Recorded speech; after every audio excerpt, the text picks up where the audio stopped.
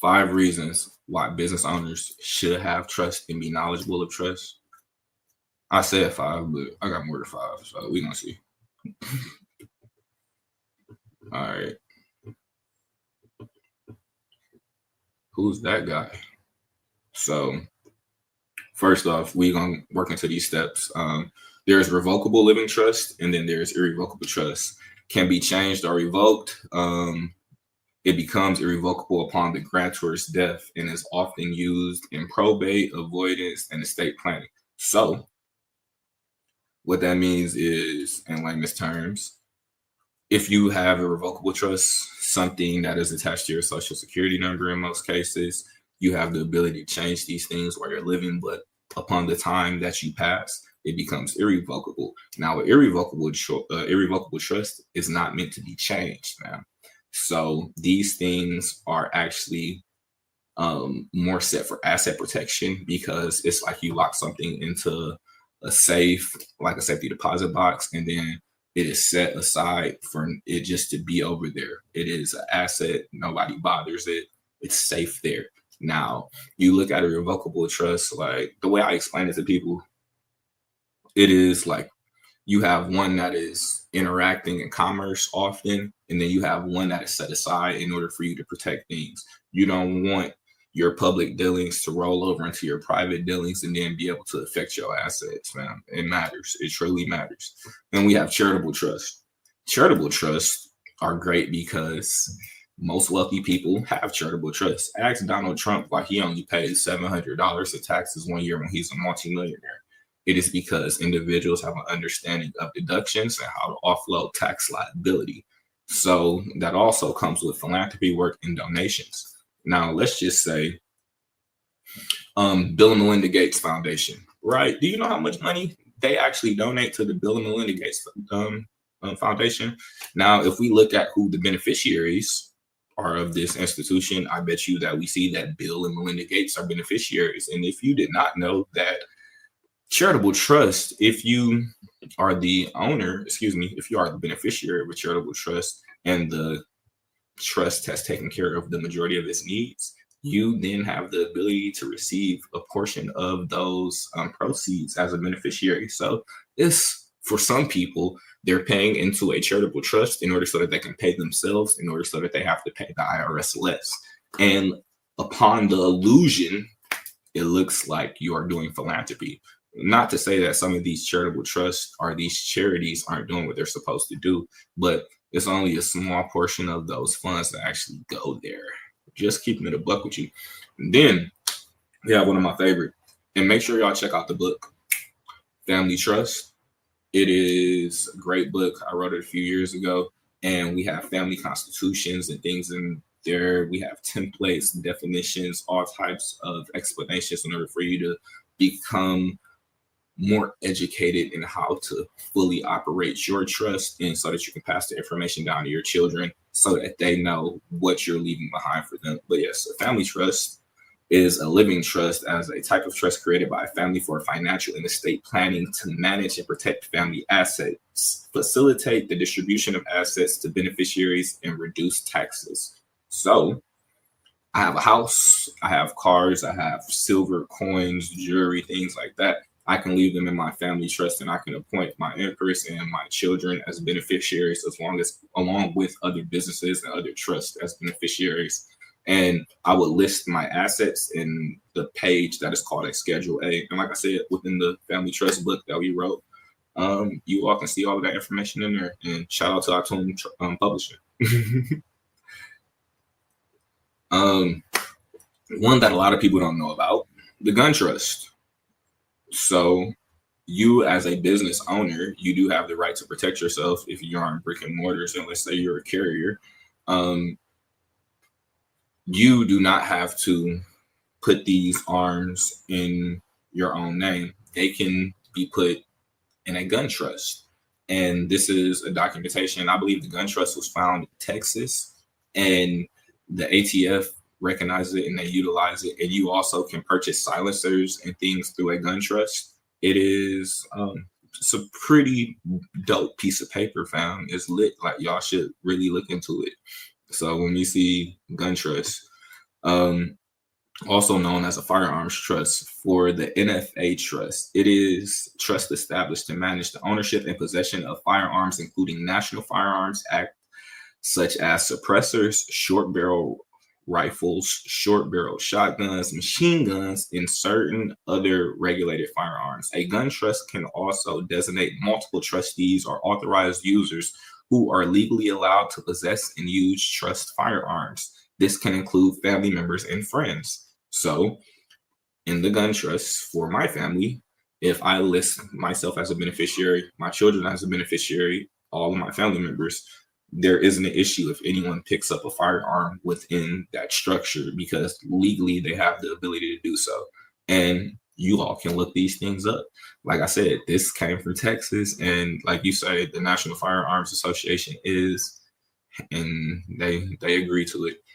I actually love this one. So the blind trust.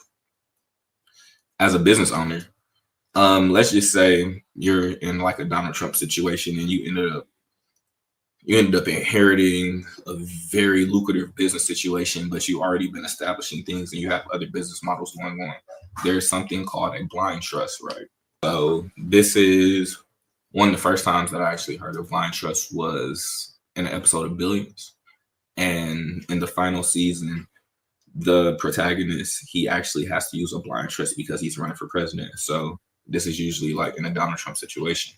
He's somebody who would have a blind trust, and he actually transferred the majority of his assets over to his children. So let's read what a blind trust is.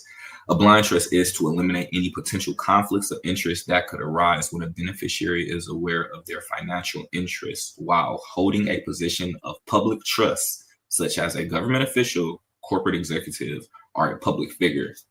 That is literally what blind trusts are for. So even me being in tribal positions, I have to have certain trust in place in case I get access to other things for the benefit of the tribe in order to protect the tribe's interest and also my family interest. So I personally don't become conflicted and then start to mismanage things because I have so much going on. It's a very brilliant thing.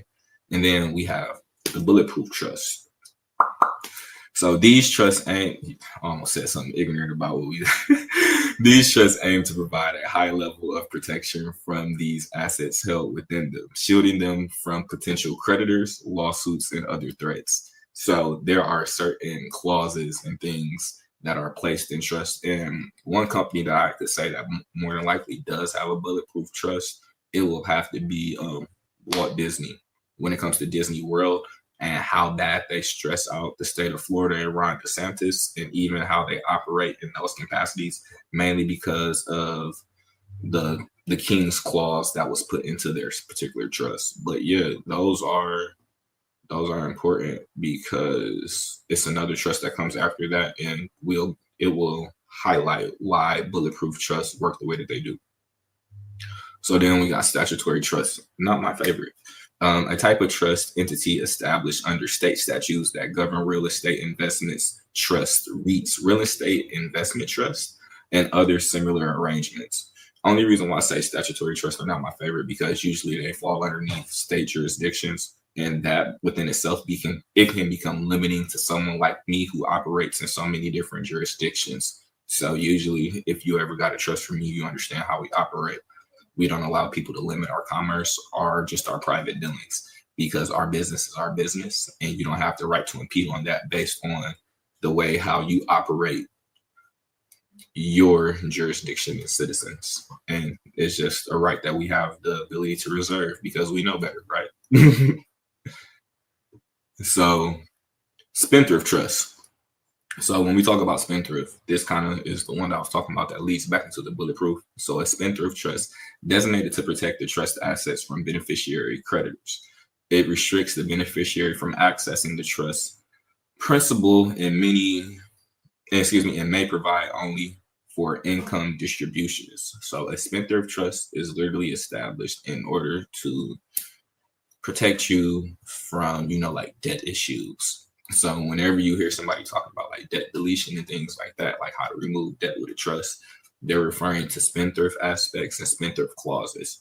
And a spendthrift clause or a spendthrift trust like incorporated into a bulletproof situation with a bulletproof trust. It is like very airtight, and it makes it easy for you to correct any debt situations that you have put yourself in, as far as the representation of you, yourself, versus the entity. So you have to make it clear.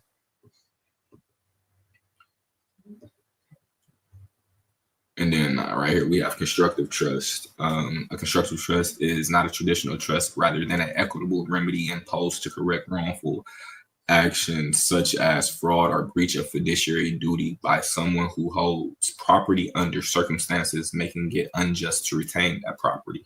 So this will be something that you use in order to, like make a claim, in order to get right. You present this to the court, and yeah, they're going to treat you differently than they will as somebody who's operating in a statutory sense. Then we have a unitrust, provides beneficiaries with a fixed percentage of the trust value each year, regardless of the trust performance.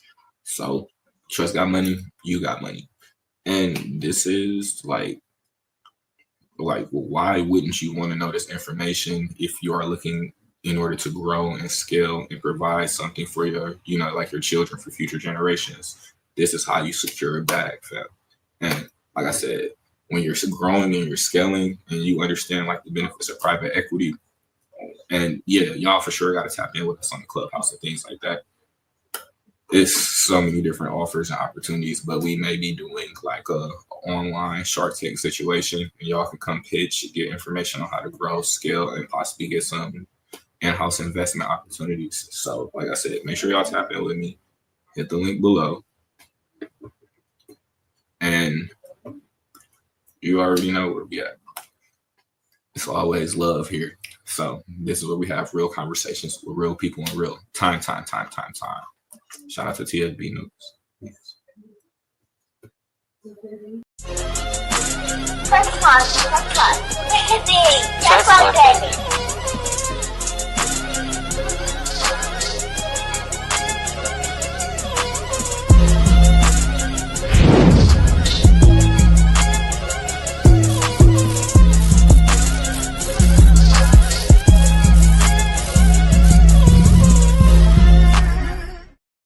Smash that like button. Subscribe now.